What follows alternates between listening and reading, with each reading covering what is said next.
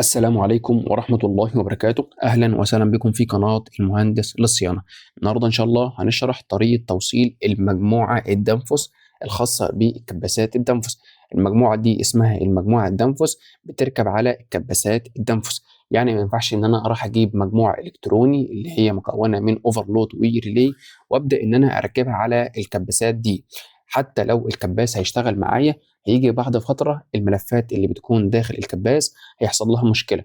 ده لأن المجموعة دي مخصصة إنها تركب على كباسات التنفس، وكمان الأصح لكباسات التنفس إن المجموعة بتاعتها هي اللي تركب عليها عشان خاطر الأمبير، وكمان كل حاجة تكون متظبطة على الكباس. قبل ما نشوف إزاي بنركب المجموعة الخاصة بكباس التنفس، إيه هي وظيفة المجموعة من الأساس؟ المجموعة دي هي مسؤولة عن تشغيل الكباس وكمان حمايته من التلف.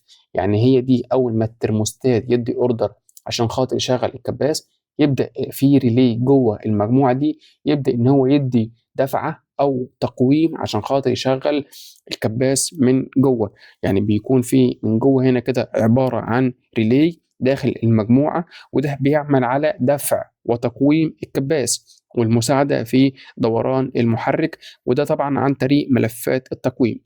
طبعا اي موتور بيكون فيه ملف تشغيل وملف تقويم. ملف التشغيل ده هو ده اللي بيفضل شغال على طول، اما ملف التقويم ده هو ده اللي بيدي دفعه علشان خاطر يشغل الكمبرسور او عشان خاطر يشغل الموتور. تمام. ده بيكون شكل المجموعه، بتكون بالشكل ده كده. تمام. وبيكون في هنا 3 مخارج او 3 فتحات كده. تمام. دايما المجموعه الدنفس بيكون دايما راس المثلث لتحت، زي احنا ما قلنا في كذا حلقه ان الكباسات يا اما راس المثلث لفوق يا اما راس المثلث لتحت. المجموعه الدنفس في الغالب بتكون راس المثلث لتحت.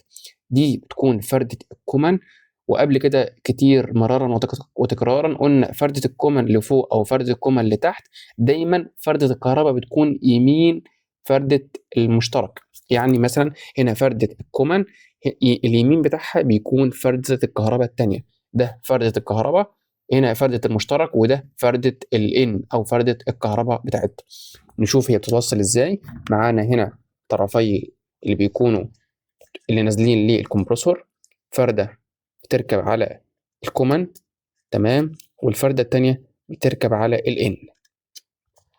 زي ما انتم شايفين هنا فردة بتركب على السي، في هنا حرف السي هنا كده، وهنا رقم ان حرف الان. وده طب احنا لو عكسنا هنا مش هيحصل فيه مشكلة، هياها. بس اهم حاجة لازم اتاكد ان يكون هنا حرف سي وهنا حرف ان. طب ايه الخطين دول؟ هنا بيكون نفس الخط بتاع الان، عبارة عن يعني نفس الخط بتاع الان.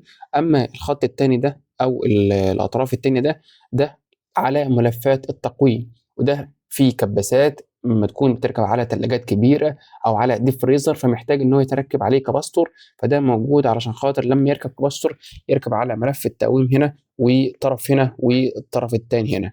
ونبدا ان احنا نركب معانا كده بالشكل ده كده، وندي كبس هنا كده عشان نتاكد ان المجموعه ركبت بامان. ده تركيب المجموعة الدنفس. زي نقول تاني، بيكون طرف على السي اللي هي فردة المشترك، والطرف التاني بيكون الان. وزي ما قلنا ان غالبا 90% ان كباسات الدنفس دايما راس المثلث بتكون لتحت. وزي ما قلنا تاني ان فردة الرننج او ملف التشغيل بيكون يمين فردة الكومن او الفردة المشتركة. وبيكون هنا جوه هنا عبارة عن ريلي، هو ده اللي بيشغل الكمبرسور علشان خاطر يديله دفعة عشان يساعد في عملية الدوران ويشغل الكمبرسور. يبقى هي دي توصيلة المجموعة الدنفس أو المجموعة الضفدعة. في ناس بتقول عليها المجموعة الضفدعة على حسب المسميات. ندي طرف على السي والطرف الثاني على الان. ولو الكباسات بتكون كبيرة أو متركبة على ديب فريزر فمحتاج إن هي كباستور، بنوصل فردة هنا والفردة التانية على الان. وده كان الفيديو بتاعنا النهاردة، وأتمنى إن إعجابكم، والسلام عليكم ورحمة الله وبركاته.